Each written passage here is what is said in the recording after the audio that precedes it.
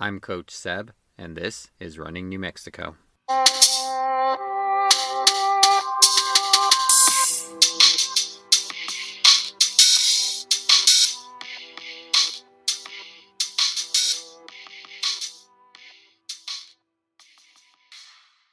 All right, joining me today, I have Pablo Vigil.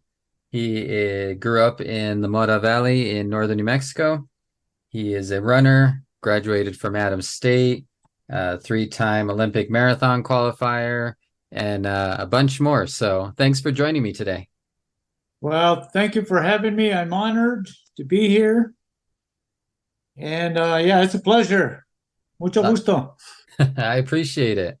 So first question I always ask everybody is, how did you get into running? Uh, well, kind of normal childhood activities.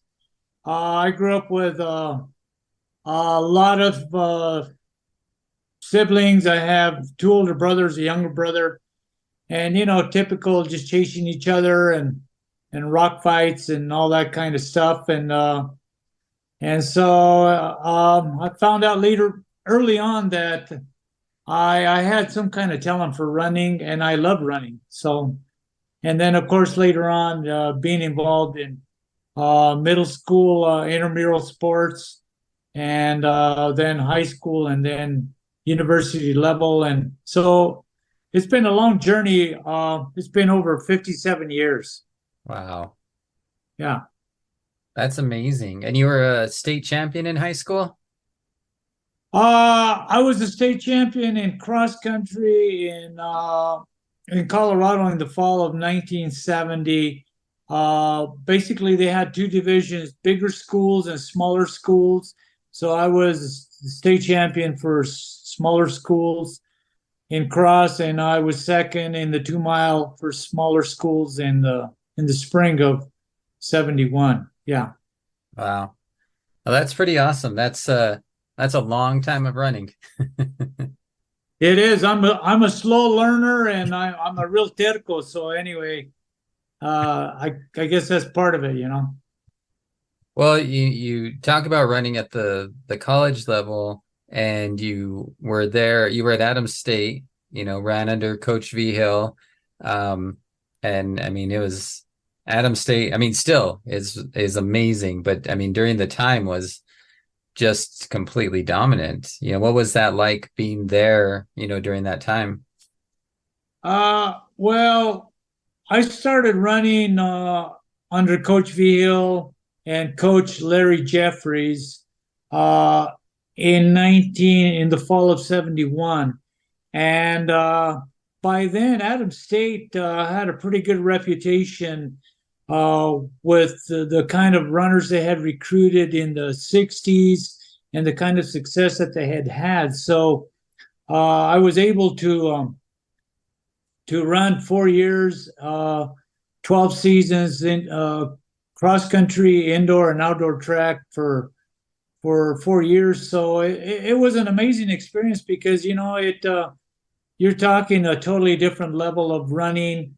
Obviously, more competitive, and running against runners from all over the United States, but also a lot of international runners at the time from all over the world that were attending different universities in the United States. And so there was a huge influx of foreigners, Africans, some New Zealand runners,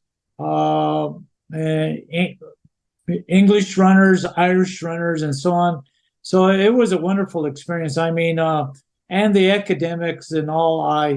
I can honestly say I loved the college experience academically and in running. And Adams State College at the time was a perfect fit for me, and I got a wonderful education and a great experience under Coach Vigil, uh, participating in collegiate athletics, and so I got a wonderful base. And so anyway. Oh, that's great. I mean, like I said, I mean it's known for for running. It's known for developing talent. One of the things I always liked about Adams State was just the fact of how many New Mexicans they always kind of brought in, and how many of those New Mexicans were Hispanic, because that, you know, it was nice, at least when I was growing up, being able to look at some of these schools and look at the people that came before me who kind of looked like I did.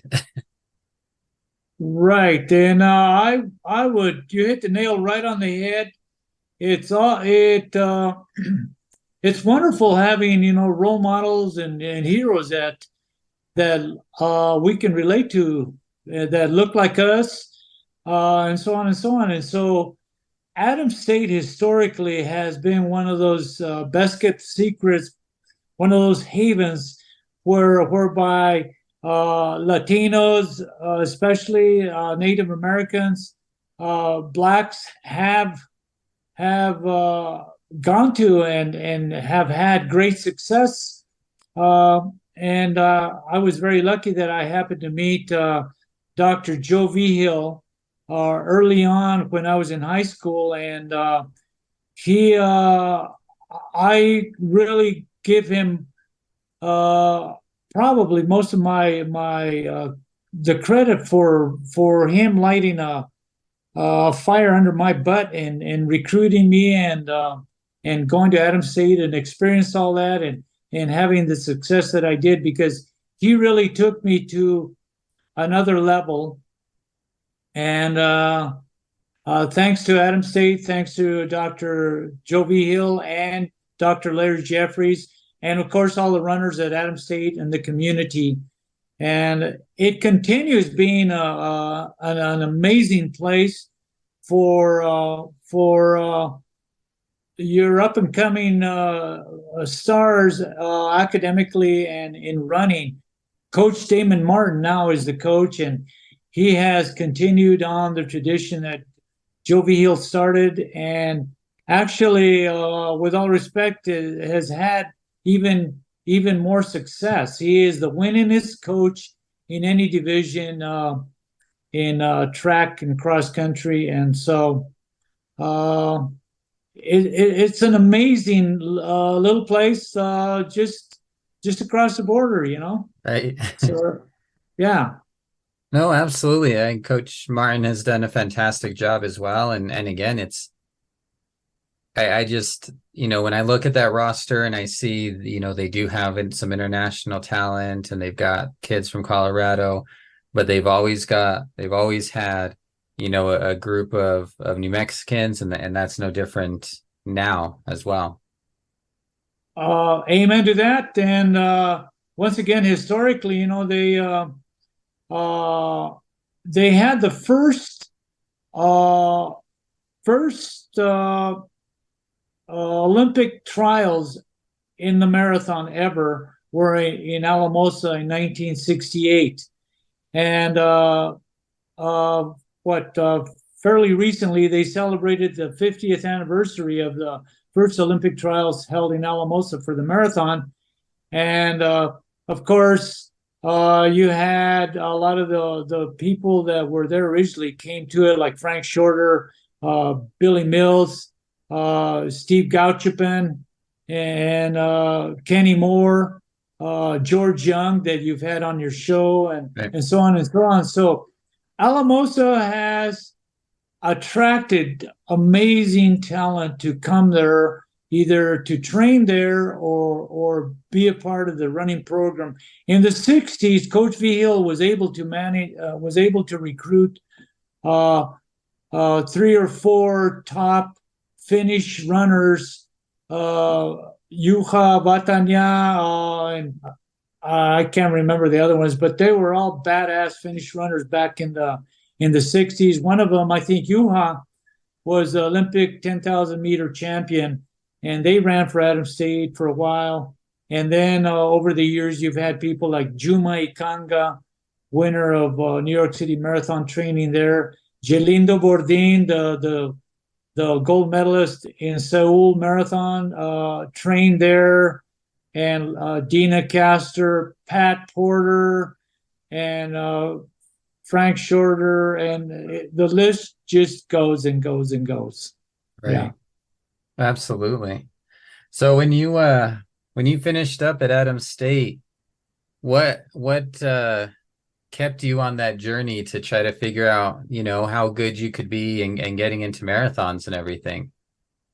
Yeah, I love telling this story because I've been very blessed that I grew up in this rural setting there in the Mora Valley in New Mexico, and very humble beginnings. Grew up in an adobe house and so on and so on, and then hooked up with Dr. Joe Vigil, and I was able to get my first degree was in anthropology from Adams, and then in the spring of 1975, we went to an all-comers meet uh, in Boulder, Colorado. It was a CU relays, and they had an open 5,000. And I heard that the gold medalist in the marathon in '72, Frank Shorter, was signed up for the 5,000. So I got really excited, and I thought to myself, I'm going to show this gold medalist Frank Shorter what real altitude running is all about. I was thinking I'm going to go kick his ass. And so uh, it kind of all backfired on me. It did backfire on me. I took him out in the first quarter of the 5,000 in Boulder at altitude in 61. Oh, Had we kept that pace, of course, obviously, we would have had a world record, let alone at altitude. And so after the first quarter, I looked out of the corner of my eye, and Frank Shorter is like right there. And I was thinking, oh man, I'm in trouble, you know. So we came through the half in like 2:03 or something like that, maybe 2:04, and he's still right there, and I am starting to die. And he goes around me, and that 5K turned into a marathon. I, I staggered in second place, and of course Frank won. And after the race, we're warming down, and Frank says to me, "Do you always start that fast?" I felt like such a fool. And then he asked me, "Well, what do you plan to do after you graduate?" And I said, "Well, I really would love to continue running and to see how far I can get." And he says to me, he says, "Pablo, why don't you move to Boulder and train with me?" And wow. my jaw hit the floor, and I said, "What the hell? Are you kidding? This guy with an Olympic gold medal in the marathon is inviting little Pablito to move to Boulder and train with him." Uh, I knew in my heart of hearts I was moving to Boulder. And on May 24th, like 10, 11 in the morning, I graduated from Adams State. 12 hours later, I was living in Boulder. The next day, I went up to Frank's house. I knock on his door. He answers the door, and he says, "Pablo." And I said, "Frank, I moved to Boulder to train with you." And I can honestly tell you that was one of those life-changing moments, training with Frank Shorter in Boulder. And there were other runners too. Gary Bjorklund, one of my roommates, who also made the Olympic team later on in the 10,000, Rick Rojas, and the list goes and goes. So we had an incredible synergy in Boulder, and we were all just helping each other out, drawing from each other. And in a couple of years there, I made the world cross country team in cross country, and I was running my fastest times ever. And I went on to run a 2:15 marathon, and then later on, I went on to be the top mountain runner in the world for many years. And I think it all had to do with the kind of people that I met along the way. I had some some pretty good coaches in high school. They didn't really know what the hell they were doing, but they knew how to inspire you, and they meant well. And I looked up to him. And then of course Joe Vigil was the huge impetus, and then Frank Right. Shorter, and then Gary Bjorklund, and training with Rick Rojas and people like that I met, and then traveling around the world and making the world cross, and it snowballed.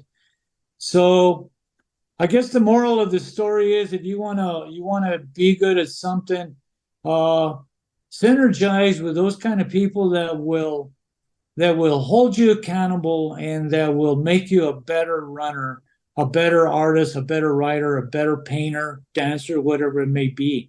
It's really a magical experience, and it really works. Yeah.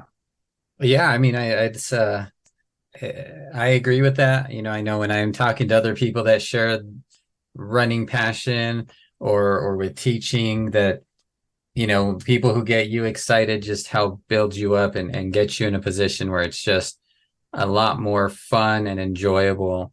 So yeah, I completely agree with you on that. It is a amazing, just I can't imagine what it must have felt like to get that invitation from Frank Shorter, and then to show up and be able to do that. Like, it just, I know you said it was pretty amazing, but I can't even fathom that. Well, yeah, a lot of times, I've learned in life that some things will never obviously be replicated, or you will not get a second chance. So when Frank asked me, once again, I knew that I was going to get the hell out of Alamosa, and I was going to reinvent myself in Boulder with training with Frank.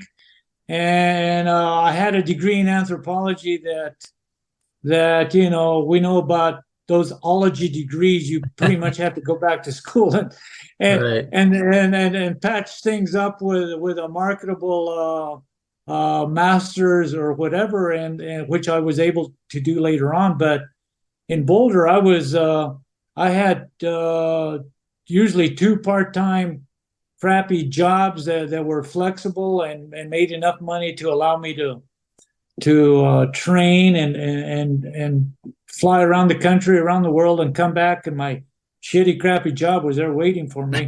But that's what we do. You have to sacrifice, and I would do it all over again if I had to. And those were some of the greatest times in my life, was training and being around people like that, and taking advantage of that time in your life when you don't really have any responsibilities with a wife or a marriage, children, a serious job, and so you have a block of time that you have to. You're either gonna waste it, or you're gonna try to milk it as much as you can. And I was very blessed that I learned early on that, man, I love what I'm doing. I love training with these guys. I'm as poor as a rat. I'm living in a trailer with 13, 14 other smelly runners, but they are so badass cool. And out of that trailer, we had the 4 or 5 people that qualified for the Olympic trials. One of them, Gary Bjorklund, made the Olympic team in the 10,000. And then we had Frank Shorter in Boulder, and other people that qualified for the Olympic trials. And then, of course, Frank technically won the gold again in Montreal in the marathon. And so it was an incredible synergy.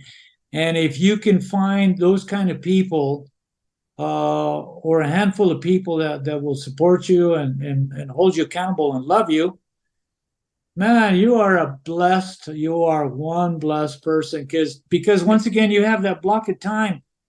And Right. once it's over, it's over. It's not like Eric Clapton or Andres Segovia giving concerts as old people, or Picasso painting as an old person. You have maybe 5, 10 years at the most to do some serious ass kicking or get your ass kicked, and Right. then it's over.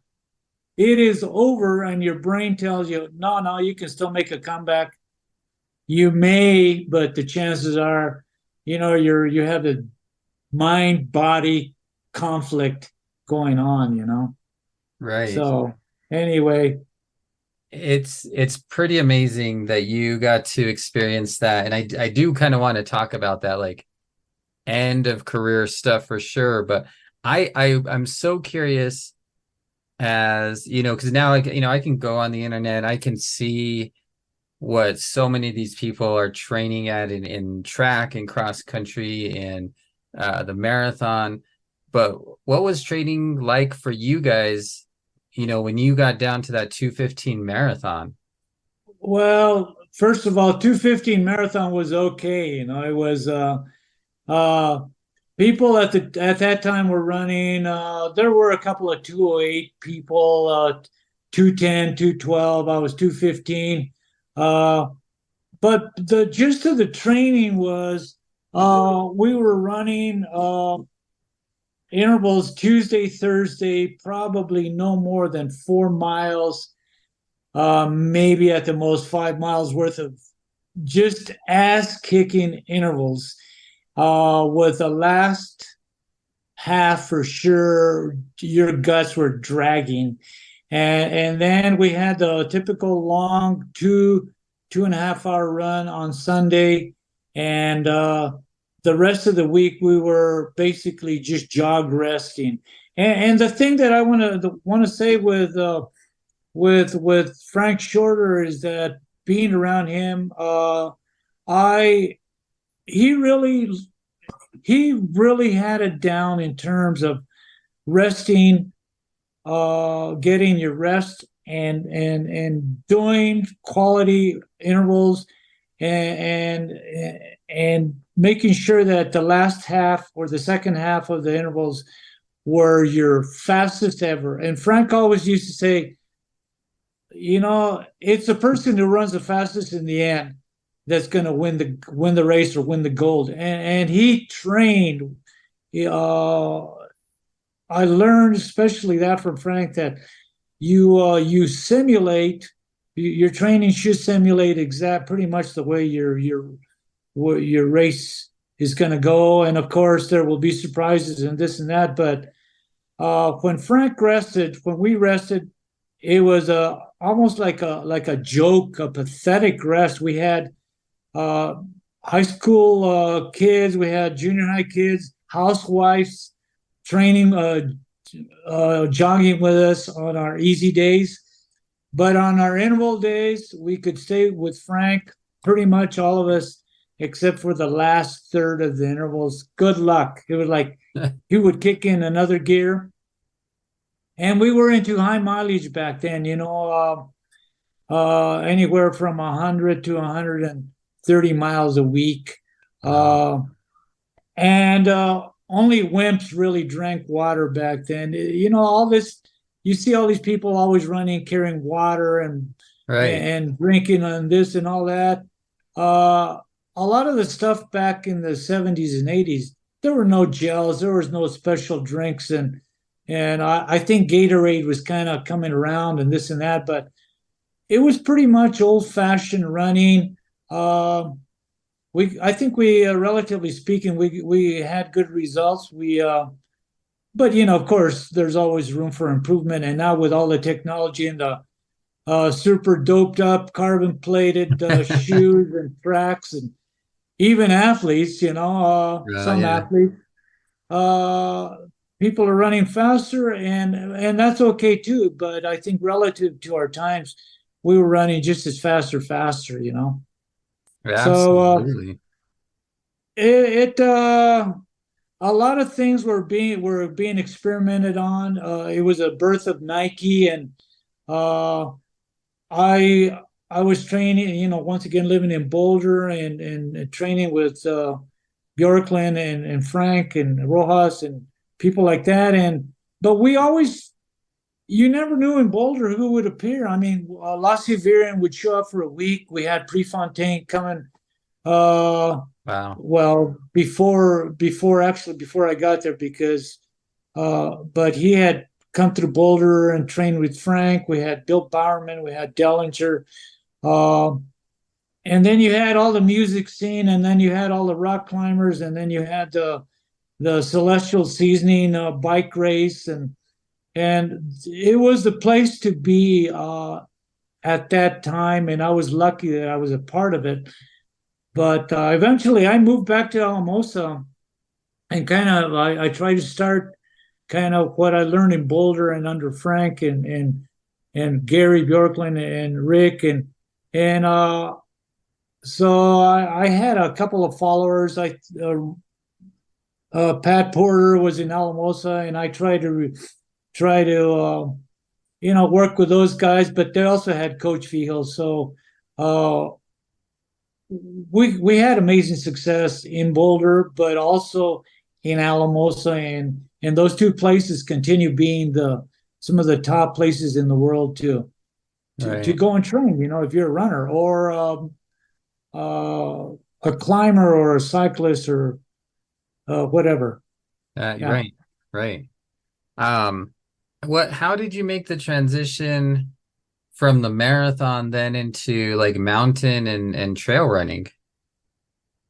Actually, it was pretty easy because basically what I did was uh, I kept the intervals Tuesday, Thursday, but instead of being I kept it more like more flexible, more open instead of doing like 400s and ladders of 800 meters and kilometers and so on and so on.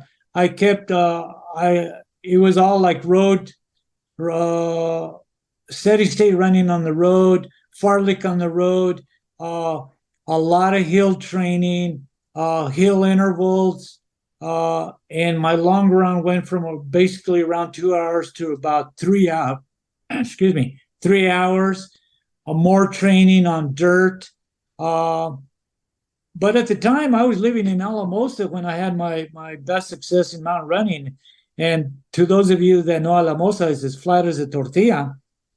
But 2 or 3 times a week, I would go up to the mountains. I would run up to the side of Mount Blanca up towards to the lakes at around 12,000, and then run back down. So I would mix it up, and I would do a lot of road racing, 5, 10Ks, half marathons. Uh, not many mountain trail races at the time. You either ran cross country in the fall, some indoor track in the winter, spring track in the spring, and road races, marathons, and some mountain races. But the transition was pretty easy, and I was lucky that I landed in mountain running at the tail end of my career, pretty much when I was slowing down in track and so on. But it was a perfect place to be if you as a mountain runner, trail runner, because you didn't need a lot of speed and you needed more endurance and so on and so on. But again, most of the all your top mountain races, I would say, pretty much all of them were in Europe. They were not in this country, with the exception of maybe you had some a couple of great races. You had Pikes Peak, of course.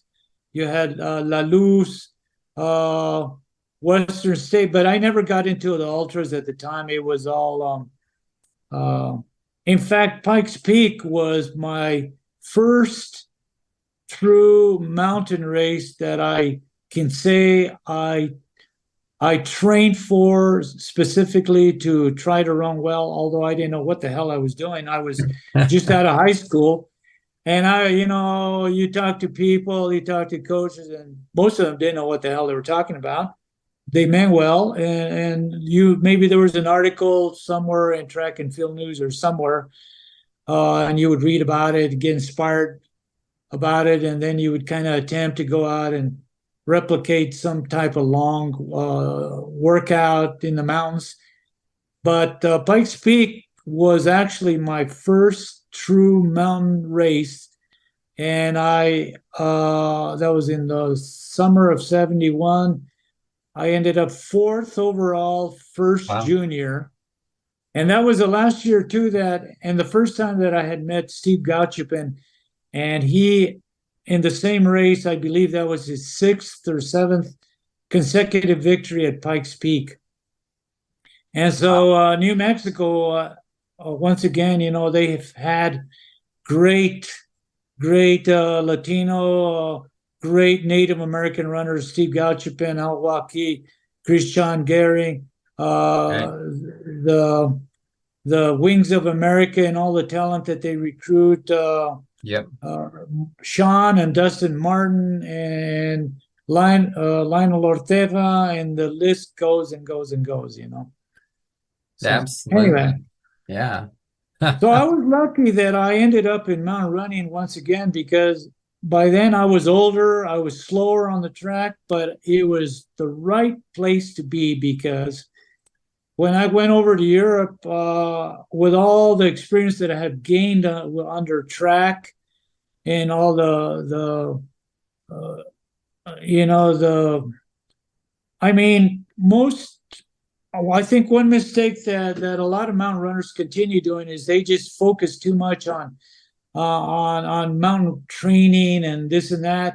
We were lucky that we also had to do a lot of racing on the track, indoor track, miles, 5, 10,000, half marathons, which I believe made me a better runner in the mountains and on the trails, which also I believe would benefit your uh, top mountain runners today. There is one runner I remember, Jim Walmsley. Oh, He's yeah. one of the top runners, and he's currently living in Chamonix, France. And he had great success on the track and so on. Joe Gray, the same thing. Great runner on the track, cross country, and on the in the mountains, and so on and so on. So that's the way it was back then. But nowadays there's kind of, as we well know, it's just an explosion of very specialized uh, mountain run races, trail races, ultras, and all the products that go with it, and all the rah-rah that goes with it, and all the glitz that goes with it. It's another planet, it's another world, and all the drinks and all the Yeah. vitamins, and it goes and goes. It wasn't like that back in the day. It was like no specialty drinks, no trail running shoes per se. We were running with uh, marathon lightweight shoes, like Wow. the Nike Waffle Racer, which was a great trail shoe in the sense that it gripped well, but it sucked really bad in terms of stability, lateral stability, cushioning and stuff. But it was Wow. the best. I had pretty good success with that shoe, so we were dabbling and experimenting a lot with food, drinks, and equipment, and having a great time doing it. Solomon shoes was not invented. Gels Right. were not invented. Sunto and Coros watches and all that stuff that I think is great, but it was kept to a minimal because that's the way it was, and it was a hell of a lot of fun. Yeah. It sounds like it from you, talking about it, and it's so crazy now because the shoes are like you talked about. The shoes are so different and specialized, and all that cushion, can help runners stay in the sport longer, save their legs a little bit, help with recovery, and and then you're like you said, you came into it at the tail end of your career, and now we're seeing people get into trail running in out of college instead of going to trying to run track or marathons. They kind of jump into this longer stuff. It's fascinating. It's fascinating, and it's kind of crazy in a way. I once in a while I'll have a high school kid uh, read something about me, or Killian Jornet, as we know, the king of the mountains, and they want some advice on this and that, and I ask them, well, how old are you? Well, I'm 16, so still in high school. I want to run my first ultra, and I want to be, diplomatic about how I come across and this and that, but they have no business doing ultras at that age. It's almost like they have to kind of pay their dues with stepping up with distance and age, and getting to those ultras later on with more experience and age. There are exceptions though. Killian Jornet, I think, proved everyone wrong. At 18, he, I believe, or thereabouts, he won UTMB, and there are those rare exceptions, but you have to be very careful how you develop young talent. And I think a good coach, a good mentor and teacher will do just that. So now, yeah, you have all these high tech shoes, carbon plated, uh, this and that, and equipment, and Right. as we know, like Killing Jornet now, he's with Normal, his company, and Oh, but right. there are Yeah. also a lot of new causes that are not just about running, but there are a lot of causes towards, for example, with Normal and Killian and Solomon and so on, and other companies that are more conscious of helping the environment and uh, making climate change a big part of their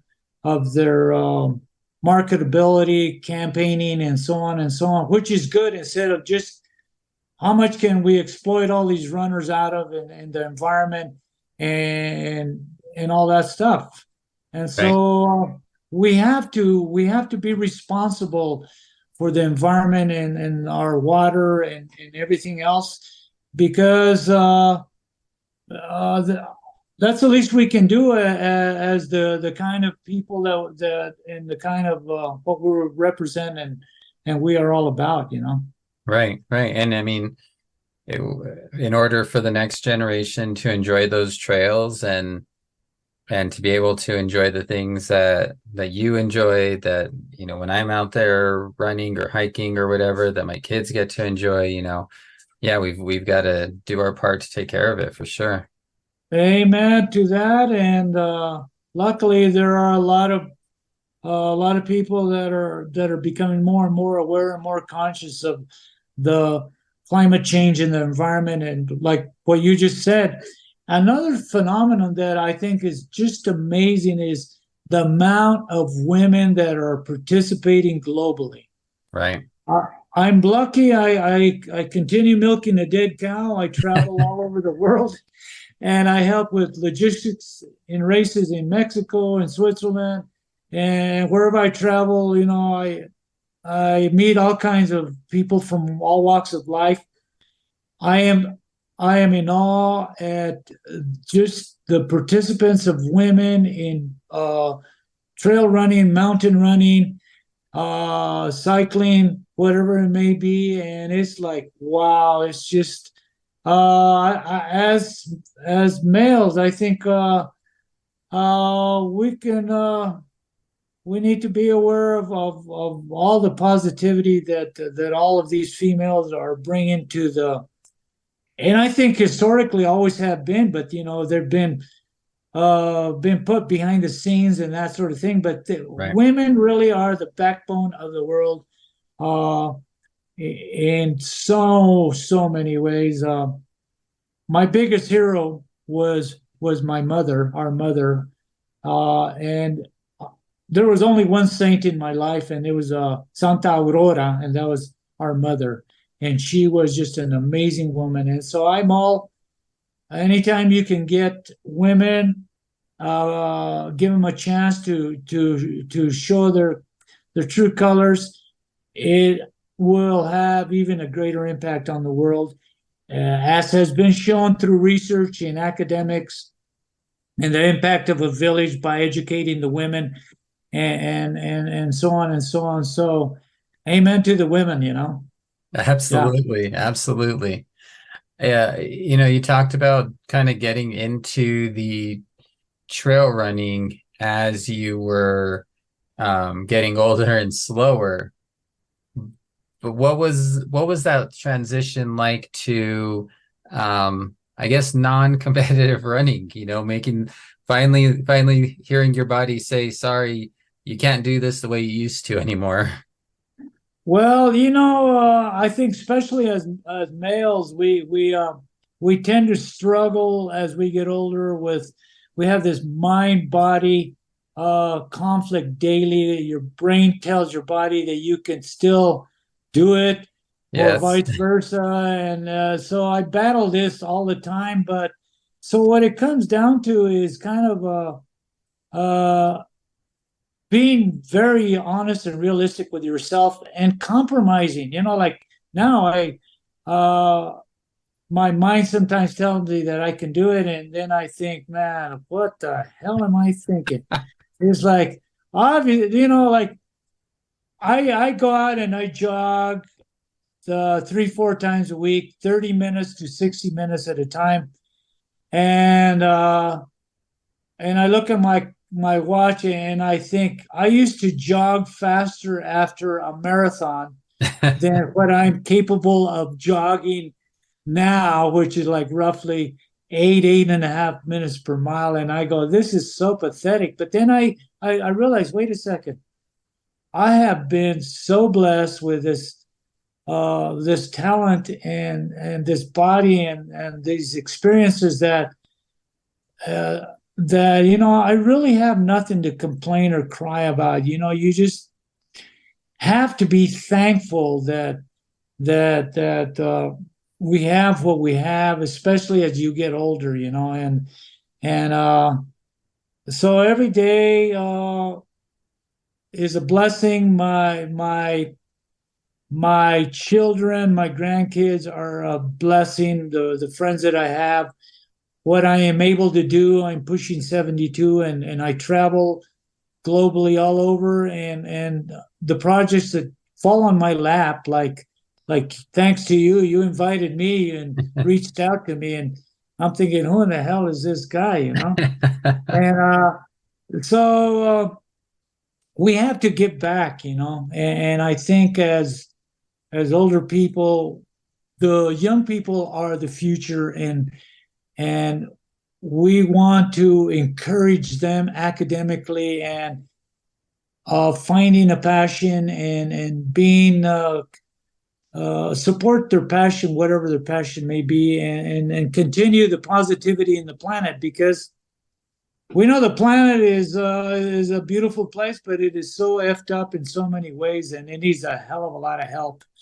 And we owe it to the young people to do that, kind of like what Dustin Martin and Sean Martin have done with Wings of America, and Bruce Absolutely. Gomez has done with his Runners in Taos, and the Hipwoods in Los Alamos, and Chris Carroll down in Zuni Pueblo, Right. and and what you're doing with your students academically and in running or whatever it may be, that's what we owe.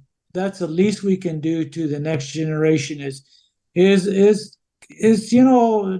uh do the best that we can to inspire them and teach them well, kind of like the song, teach your children well, back in the 60s, and so on and so on, and support them and be there for them, because there are a lot of parents and that need need more work in being good parents. But thank God there are a lot of great parents out there that are, and coaches and mentors and teachers and so on, that are doing great things with the people they work with.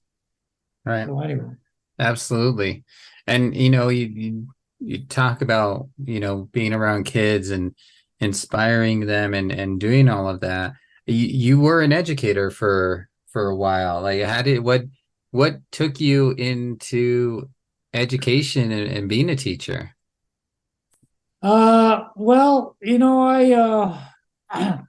I'm a firm believer that we are all teachers and we are all students.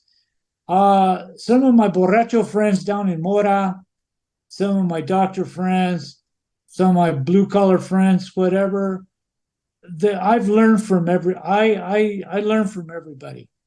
And so I came from a long history of illiterate illiterate relatives in the Mora Valley, and not saying that's bad by any means, but they did not have a lot of opportunities growing up, or and so, but uh, to me, having illiterate grandparents, illiterate parents, it was like, and then having our mother who was very supportive of education and being involved and doing positive things and helping people and so on. Although once again she was illiterate, that was a big inspiration to me into kind of going into a field which ended up education and being a teacher and and so I felt growing up in Mora and the way I grew up, and then my world travels, and then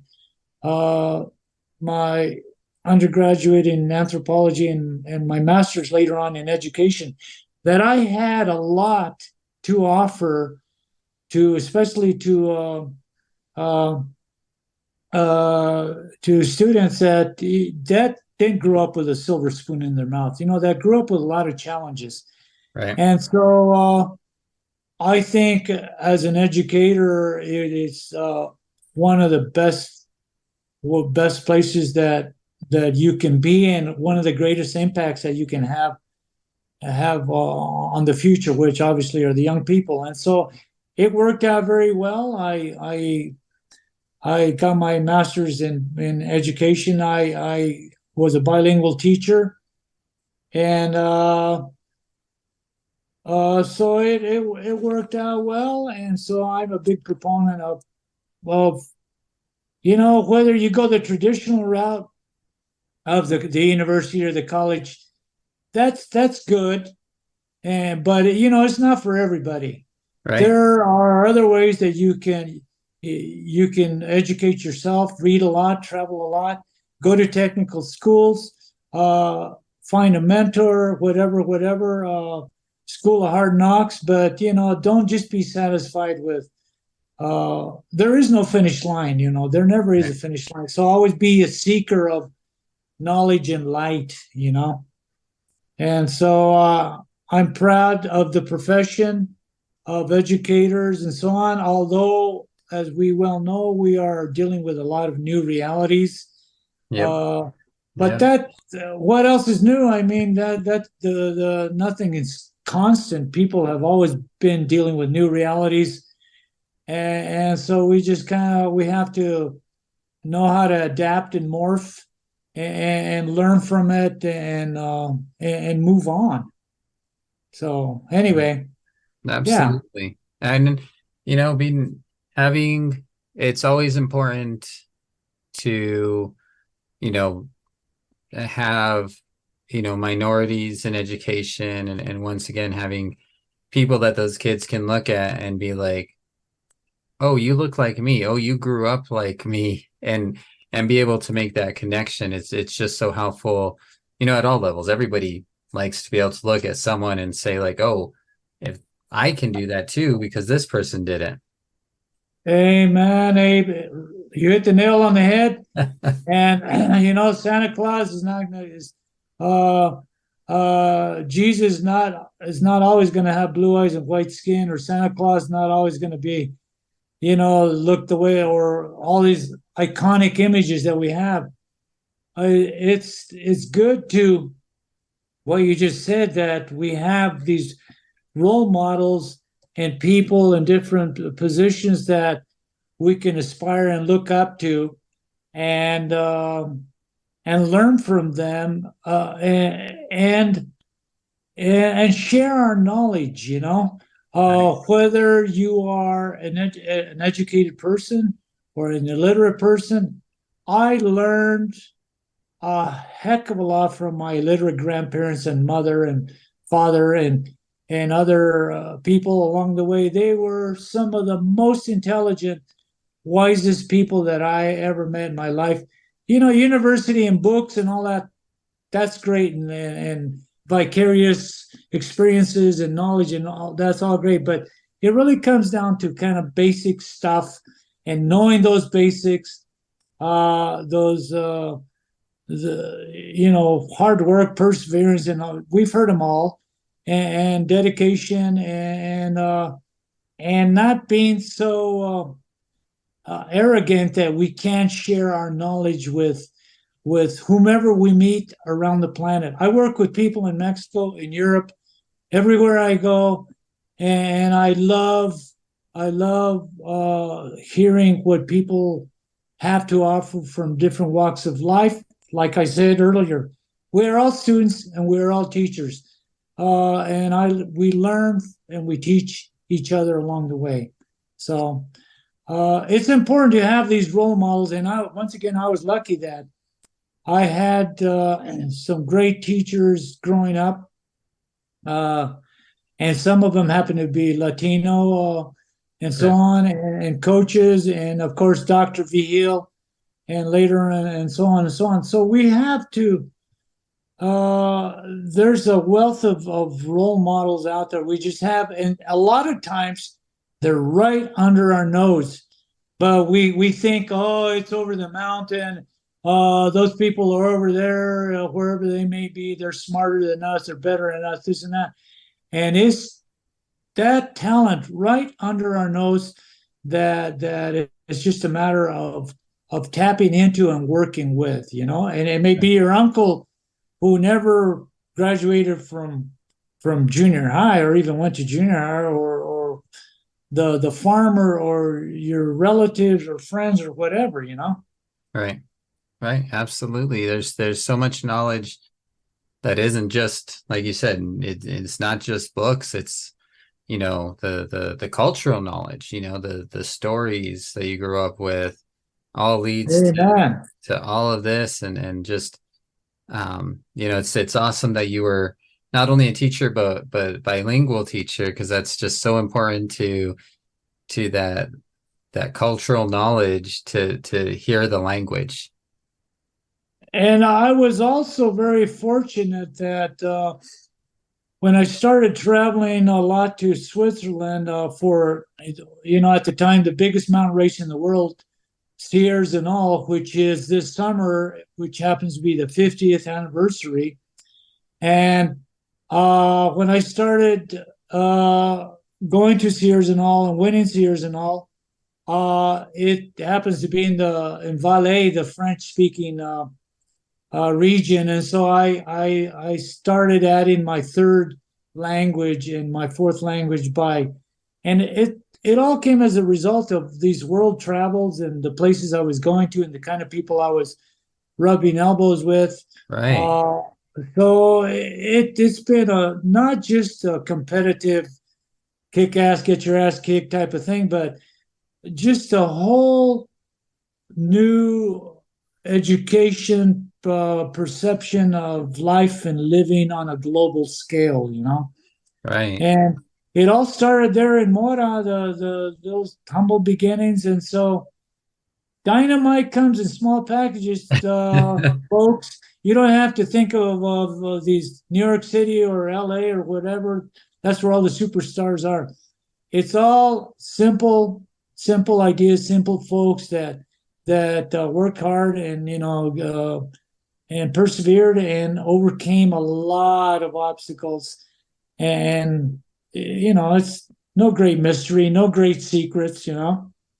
Absolutely. And that's what it just is amazing to me, hearing through some of your story, and just like you said from the beginning. I mean, people who haven't been to the Mora Valley, I mean, it's there even now. There's still some places that are, you'd almost surprised that people still live there. And to come out of that and be in this position where you're still traveling the world, you're going back to Sierras and all for the 50th anniversary, or telling me, like, being able to experience what you've experienced, and for you, running was part of that conduit to get there.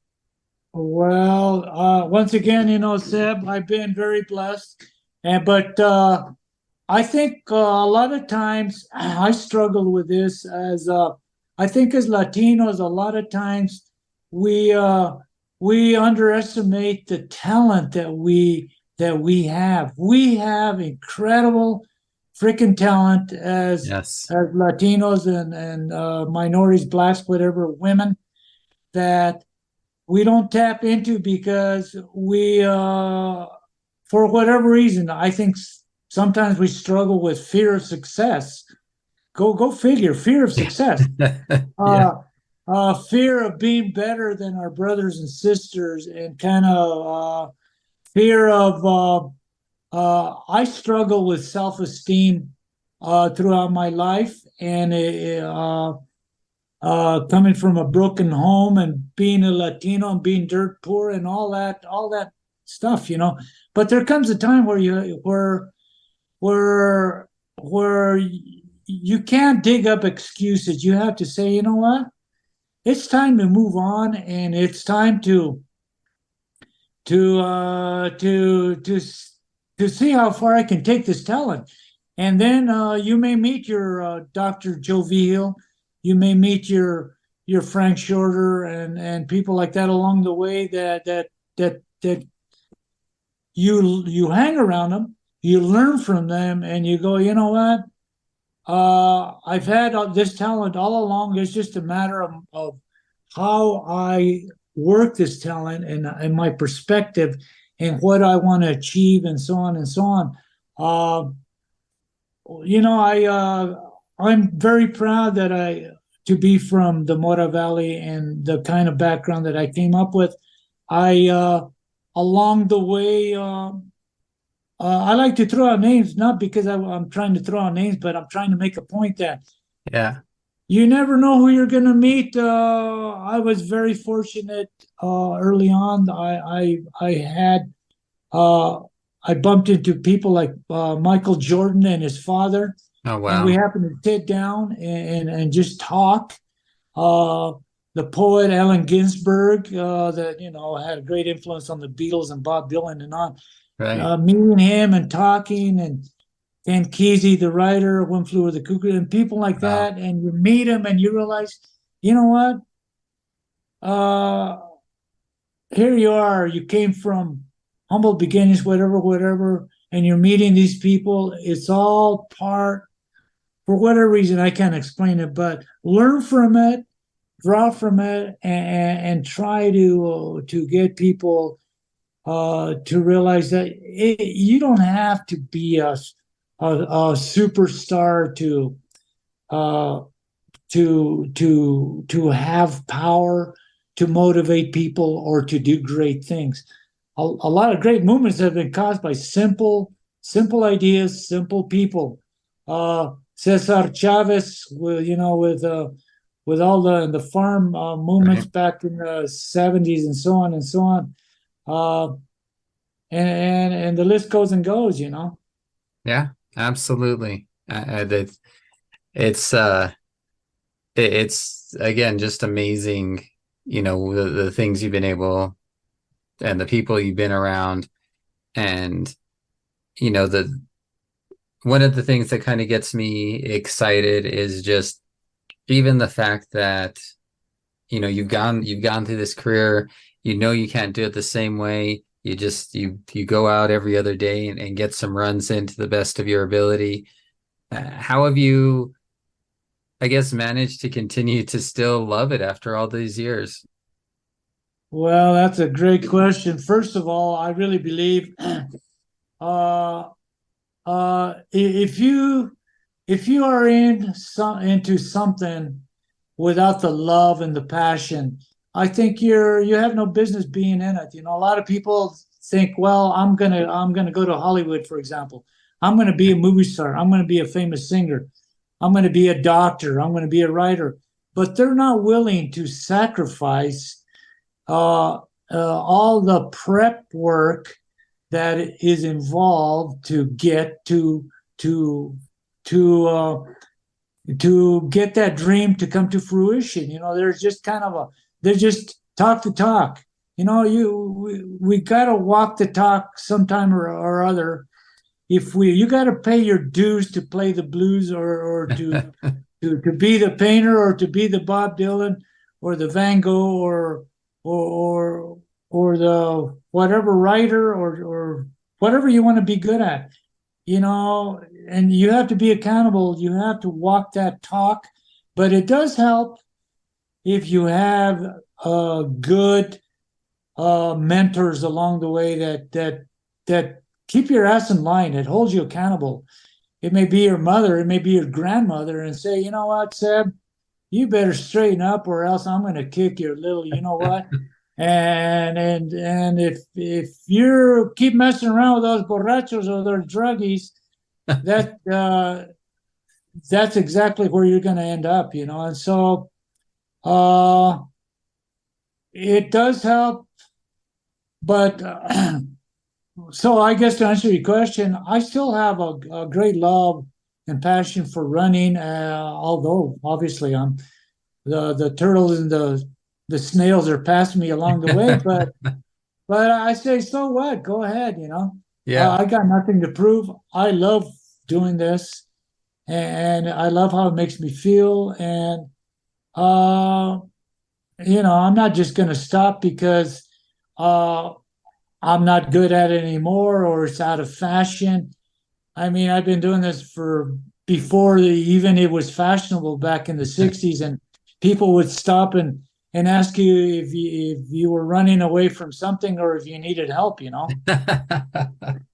And so I'm not just going to give up the ghost that quickly, you know. And so I was going to say also a 50th edition coming up this summer is Lasse Viren in Finland is having the 50th anniversary of his hometown race Wow. in Mierskla, the village where he's from.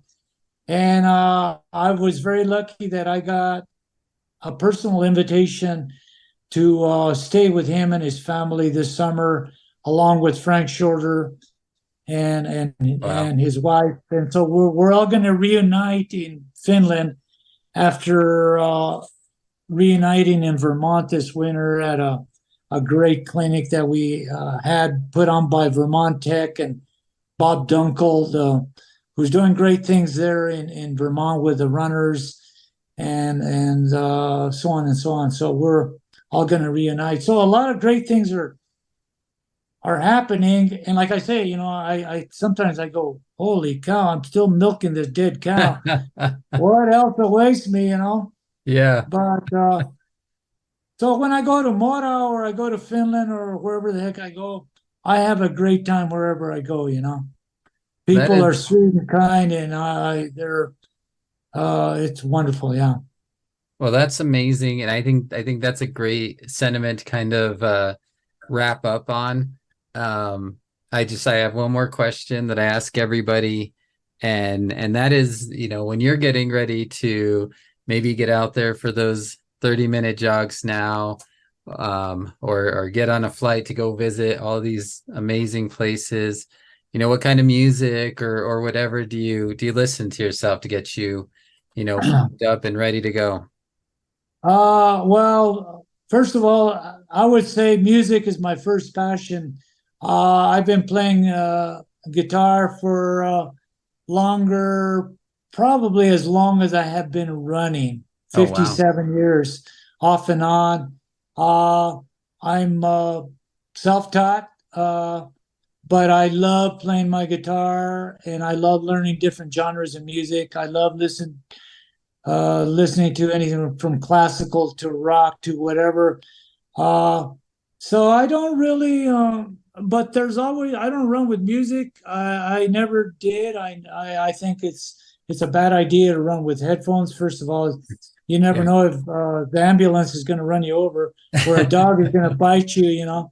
But there's always music uh, running through my head. I'm always having conversations with myself. I talk to myself a lot. I I guess I psychoanalyze myself a lot, if in a way.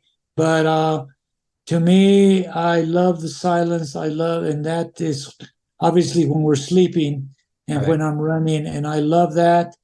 Uh, so I would also like to say, kind of in closing, that to those young people that are out there, it's like, man, learn as much as you can, stay in school as long as you can. Do your best to continue after high school by going to some kind of training, technical school, maybe the university or college. Read as much as you can, travel and learn from everybody, and be flexible, and you will have success.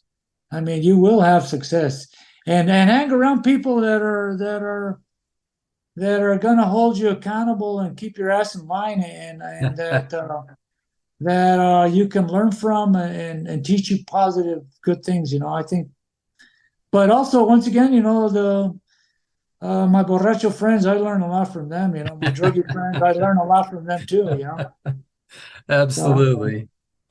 not Well, that I'm promoting that by any yeah, means. I'm just saying yeah, we're all teachers and we're all students. Yeah. exactly, exactly. Well, thank you so much for your time, Pablo. This was a lot of fun. I really enjoyed getting to know you and hearing about your life and your running career. Is there anything else you'd like to add before I let you go? No, I would like to thank you, Seb, for taking time and creating this podcast. And I like how what you're doing with the kids down there in New Mexico, and being in academics, and so on and so on. Uh, you're doing a lot of wonderful things, and you're keeping the passion alive and passing the torch. And once again, I think as older people, that's what we need to do, is inspire the youth to stay in school and find a passion, and get involved, be proactive, uh, get politically involved, and fight for those causes that we believe in. And New Mexico, you have some, Secretary of the Interior, and so on and so on. Some wonderful things that are happening in New Mexico, and just keep the ball rolling, man.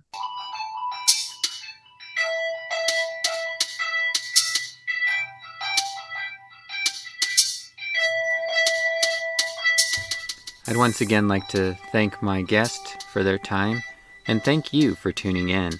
If you have the opportunity, please rate and review wherever you listen to your podcasts, or just help spread the word. Music was provided by Philip Friedman. You can follow him on SoundCloud at DJ Teach. You can follow me on Instagram and Twitter at RunningNM. Feel free to drop me a line or shoot me an email at runningnewmexico@gmail.com if you have any questions or know of someone who should be interviewed. In the meantime, keep running, New Mexico.